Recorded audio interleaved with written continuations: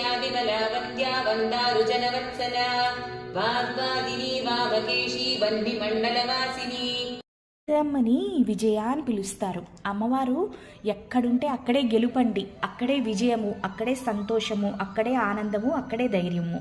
కానీ మన మనుష్యుల్లోని నిజమైన విజయాన్ని ఎప్పుడు పొందుతారు అంటే మనలో ఉన్న కోపము, కోరికలు, అలాగే పక్క వాళ్ళ మీద అంటే నొచ్చుకోకుండా, ఎలాంటి గొప్పలు లేకుండా అహంకారాన్ని వదిలేసుకుని పక్కవాళ్ళు అంటే ఈర్ష్య భావాలు లేకుండా ఉండేవాళ్ళు నిజంగా విజయవంతులు అవుతారండి.